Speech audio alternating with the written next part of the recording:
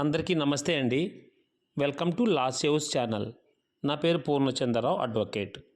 ఈ వీడియో కేవలం సామాన్యులకు అవగాహన కోసం మాత్రమే. మీ యొక్క లీగల్ సమస్యలకు, పోలీసు వారి నుండి వచ్చే సమస్యలకు ప్రొఫెషనల్ అడ్వకేట్స్ను సంప్రదించండి.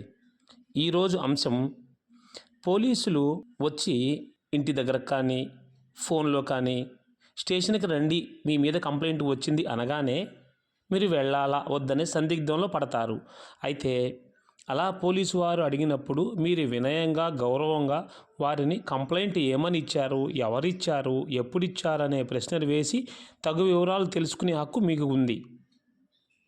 మరియు మన రాజ్యాంగం కూడా, చట్టాలు కూడా అవి కల్పించాయి.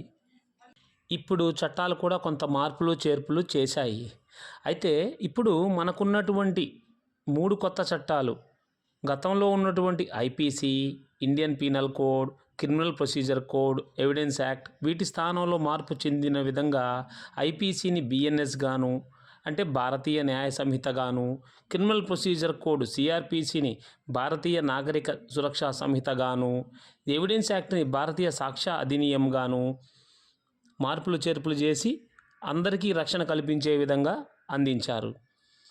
వీటి యొక్క అవగాహన రాబో వీడియోలలో వివరంగా వివరిస్తాను ఫ్రెండ్స్. పోలీసుల వద్ద నుండి ఫోన్ వచ్చినా కంగారు పడవలసిన అవసరం లేదు. కంగారు పడకుండా మీరు సమాధానం చెప్పి వివరాలు తెలుసుకోవచ్చు. ఎందుకంటే accused is innocent until proven guilty అనేటటువంటి ప్రకారం ఒకరి మీద నేరారోపణ వచ్చినంత మాత్రాన నేరం చేసినట్లు కాదు ఫ్రెండ్స్. అది ప్రూవ్ అవ్వాలి.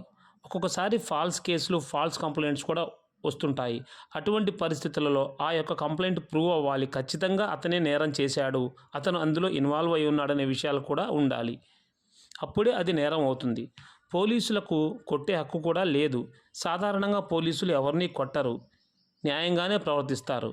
ఉదాహరణకు దొంగతనం జరిగినప్పుడు, ఒక దొంగని విచారిస్తున్నప్పుడు, వస్తువులు దొంగిలించినప్పుడు ఆ వస్తువులు ఎక్కడున్నాయి చెప్పమని అనేకసార్లు ప్రశ్నించి ఆ ప్రశ్నలకి అతని జవాబు చెప్పని పక్షంలో అతని కొంత కొట్టడము, హింసించడం జరుగుతుంది తప్ప సాధారణంగా పోలీసులు కొట్టరు.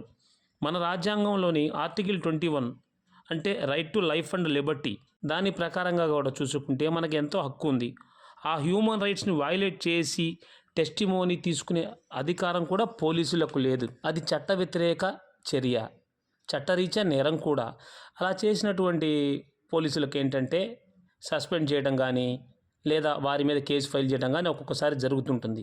ఇటువంటి సందర్భాల్లో కొంతమంది అన్యాయం జరిగినప్పుడు హైకోర్టును ఆశ్రయించి అనేక రకాల పిటిషన్స్ కూడా వేస్తుంటారు ఫ్రెండ్స్. కనుక పోలీసుల నుండి ఫోన్ వచ్చినప్పుడు భయపడకుండా, నిర్భయంగా మీ యొక్క హక్కులు తెలుసుకొని ఉంటే మీరు రక్షణ పొందుతూ సేఫ్గా ఉండవచ్చు. అంతేకాకుండా కొత్తగా వచ్చినటువంటి ఈ బిఎన్ఎస్ఎస్ ద్వారా కూడా అవగాహన కలిగించుకోవడం ద్వారా కూడా మీరు రక్షణ పొందవచ్చు. వీడియో నచ్చినట్టయితే లైక్ చేయండి, షేర్ చేయండి. మా తదుపరి వీడియోలో మరొక టాపిక్తో కలుద్దాము. Thank you for watching.